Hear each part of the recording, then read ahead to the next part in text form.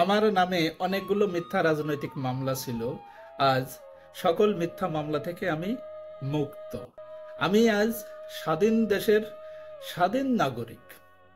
আসলে এই যে মিথ্যা মামলা থেকে মুক্ত হলাম, এটা আসলে মানে এতটা আনন্দ আমার কাছে লাগছে, এটা আসলে ভাষায় প্রকাশ করতে পারবো না।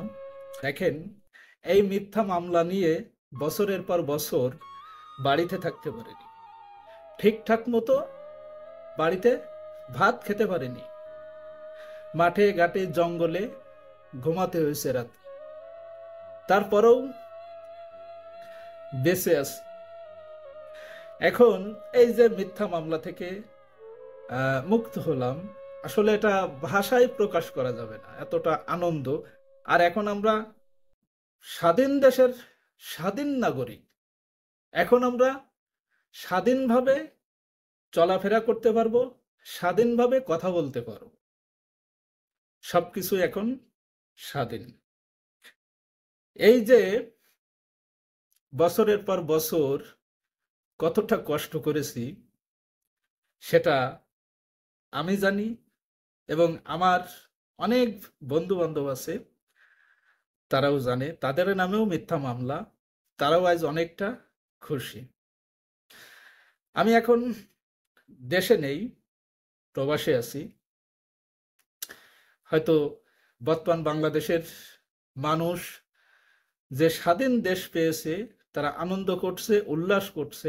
এটা দেখে অন্তত খুশির অশ্রু ঝরছে আমার চোখ দিয়ে, এতটা খুশি। আমার বন্ধু বান্ধব যারা আছে তারা আনন্দ করছে, কারণ বছরের পর বছর মিথ্যা মামলা মাথায় নিয়ে সবাই, কেউ বাড়িতে তো থাকতে পারতো না। হয়তো এখন তারা স্বাধীনভাবে কথা বলতে পারবে, স্বাধীনভাবে চলাফেরা করতে পারবে, বাড়িতে ঘুমাতে পারবে, পরিবারের সদস্যদের সময় দিতে পারবে। সব মিলিয়েই এখন কিন্তু একটা আনন্দ বিরাজ করছে। এভাবে চাই যে বাংলাদেশের প্রতিটা মানুষ তারা স্বাধীনভাবে চলতে পারে, স্বাধীনভাবে কথা বলতে পারে, তারা স্বাধীনভাবে বাঁচতে পারে। আমরা এরকম বাংলাদেশ চাই। দেশের মানুষ তারা ভালোভাবে থাকলে তো দেশ ভালো থাকবে। কিন্তু দেখেন, বিগত 15টা বছর দেশের মানুষ কতটা অসহায় ছিল, এটা দেশের মানুষই জানে। সেই জায়গা থেকে এখন দেশের মানুষ মুক্ত, দেশের মানুষ এখন স্বাধীন একটা বাংলাদেশ হয়েছে, দেশের মানুষ এখন স্বাধীন। স্বাধীনভাবে তারা চলতে পারবে, স্বাধীনভাবে তারা কথা বলতে পারবে, সব কিছুই এখন স্বাধীন।